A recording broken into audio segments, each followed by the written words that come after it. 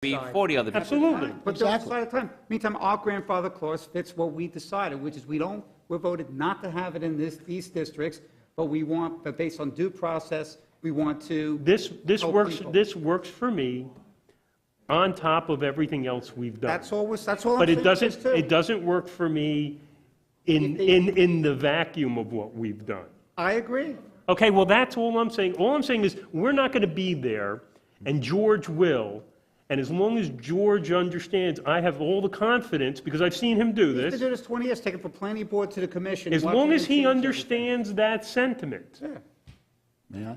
Yes, please. Mr. Chairman, I would like to move that the Planning Board recommend to the City Commission the ordinance that we have in front of us relative to short-term rentals as presented by staff. Second. Chair, I'd like to be able to present my 3 amendments, and I also, ahead of that, pursuant to the Citizens' Bill of Rights, the Charter, I move that public testimony be taken.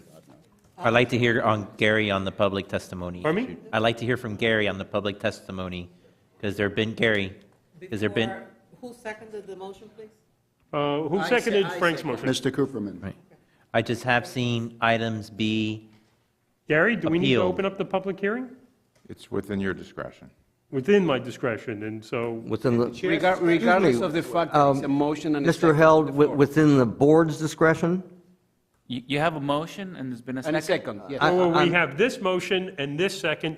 Henry is now putting forth a different motion, which, by the way, we're currently voting on this motion right now, and then we can address whatever new motions come up. All right. You can have a discussion on Excuse this. me, I think the motion was to recommend the ordinance. If that motion passes, we're done. It makes the Right, public Mr. hearing. Well, we can have a motion, Stoller- open it back up. Right. Mr. We're not gonna Stoller is reopen. asking the board's indulgence to, before you take the motion that's open and second, made and second, to contemplate his motion. So- I don't have a problem with discussion. What Mr. Stoller is trying to do is propagate another motion to open up a public hearing. Because it Well, I becomes think moot you should let- moot you should afterward. let him make the motion and see if there's a second, and if there is, We already we'll have vote on one it. motion on the floor that we're working on. John, why don't we Okay. let him do his thing, and then we. Okay, is there a second? Quickly do, see if there's a second. If Is there a there's second to it's Mr. done. Stoller's motion? He hasn't made one. I will make a second to open public comment. Okay? No, second, open up, I'm sorry, was your motion on your amendments or to No. open this? No, no. No, open up I the will public- offer my amendments later. My motion is to open this meeting to public comment. Okay, we got it first, we got a second, we can call a vote on that. Okay, call the vote. All those in favor of opening the motion, opening up the hearing? of the Roll public call, please. hearing? Roll call. Mr. Weisbert? No. Can I ask a quick question? Are you And saying Mr. opening it up? There's a question. Is it opening up on everything, or just opening up on the grandfather clause? That's your motion. We got to give them their 2 minutes, so once we We're talking about 12, Gary, it would be everything, I believe. yes. Okay, thank you. Mr. Vatia? Yes. Mr. Krasuski? No. Mr. Cooperman? No, Mr. Pell? No. Mr. Stoller? Yes. Mr. Fried? No? Okay, motion fails 2-5. Now you have your amendments. Okay, now we have a motion and a second, and Mr. Stoller is asking the motioner to amend his motion. You want to do one In at a time? 3 respects. You have a single piece of paper that Mr. Lorber has distributed. Mr. Lorber and Mr. Held have worked valiantly through the past couple of days to narrow the scope of what needs to be considered, in my view, this evening. First, in view of the tremendous outpouring of interest relative to Flamingo Park, I am proposing that we delete Flamingo Park so that the number of areas to be included in the ordinance will be 3 rather than 4.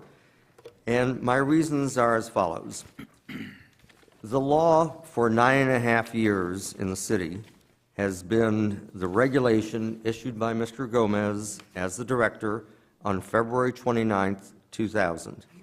It reads in relevant part as follows: an apartment unit in multifamily residential districts RM1, RMPRD, and RMPS1 may not be rented out for a period of less than 6 months. So that's where we are now and where we have been for 9.5 years. This is an extremely significant piece of land use legislation. We have an obligation to the Commission to do the best possible job that we can. And I want to read into the record of the dozens of emails excerpts from 3 of them. And I'm not going to read them in their entirety, but I do want to read 3 of them because I think they are representative of Flamingo Park residents' views.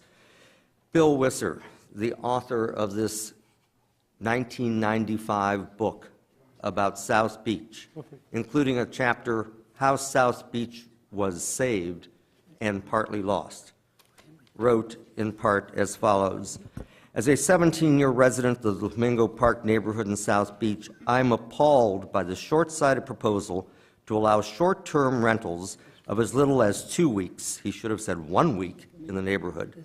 This would be tremendously destructive to our quality of life here. Please do not allow it. Please keep the minimum lease at 6 months and a day. The present revival of Miami Beach started here in this neighborhood. Back in the day, Barbara Capitman and many of the early Deco revival pioneers and many of the artists and the hip merchants who built the Renaissance that benefited all Miami Beach lived here in the Flamingo Park district. Many people who appreciate the vintage architecture, the residential quality of life, and the convenience of this neighborhood still make their homes here, both as owners and renters. Until now, this area has remained a quiet and affordable residential oasis. Destroying the present balance between these commercial and residential areas would be a huge and hard to undo mistake. Please, as a planning board member, do not allow this ill-conceived and destructive proposal to proceed. Ray Breslin, very Henry. solid. Excuse me. Yeah. Everybody got that same email. I understand. I want to put them in the record, and I'll be through in But reading it, 3 or 4 minutes. I it's kind understand of that. wearing Yeah, time. but Point of order, Mr. Stoller. It is part of the record. Since it was sent to all of us, you do not need to read it. Okay. We've got your point here. Excuse me, I'm done with that part because I can't continue with it. There are further points that I wish to make.